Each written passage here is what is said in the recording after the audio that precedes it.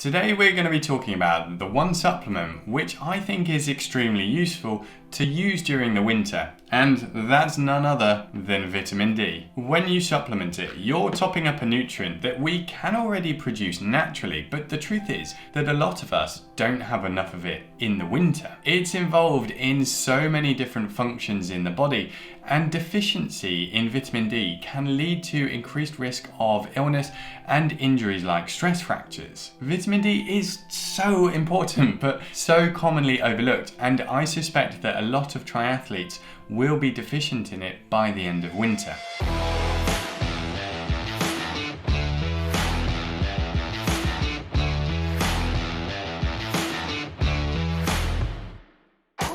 Alright, so hey and welcome back to another video, Nutrition Nerds. If you're new here, then my name is James and I'm a sport and exercise nutritionist with a focus on triathlon. My aim is to keep you happy and healthy while you train and give you tips to race at your best come race season. If that sounds good to you, then press the subscribe button and the notification icon to stay up to date with my latest videos. So yeah, vitamin D. It's something that doesn't get enough credit, to be honest.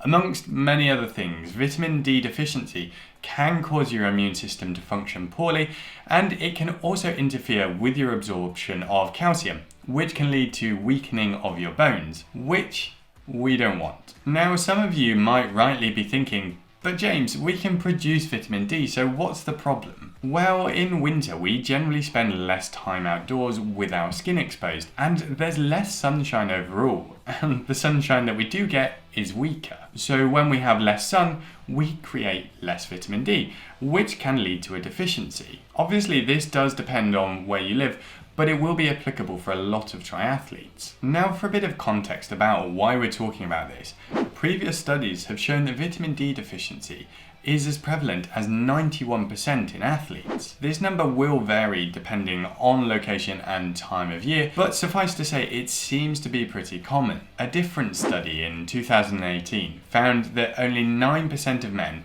and 36% of female military recruits had sufficient levels of vitamin D in the winter. They also found that performance in a 1.5 mile run was correlated with the magnitude of vitamin D deficiency. So when vitamin D was replaced, their 1.5 mile run time improved too. So not only is vitamin D deficiency pretty common and seems to affect endurance performance, we also know that deficiency is linked to increased susceptibility to common infections like the common cold. All in all, we can safely say that we don't want a vitamin D deficiency, so let's try to stop that. Now, if you live in a country where your winter climate is still lovely, you get lots of sun on your skin and you're fair-skinned, then you probably don't need to supplement vitamin D. But if you don't get much sun in the winter, you spend a lot of time indoors, or you have darker skin, then it's probably not a bad idea to supplement vitamin D. If you do decide to,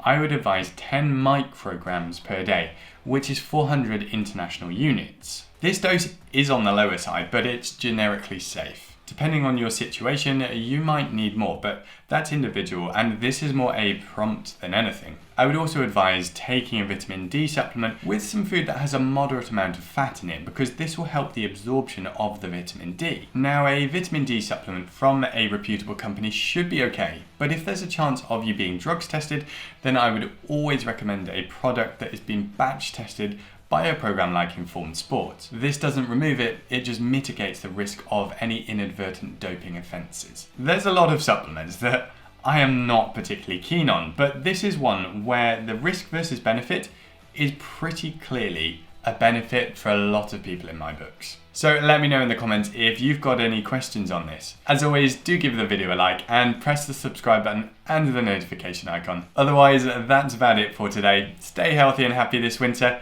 and enjoy your training.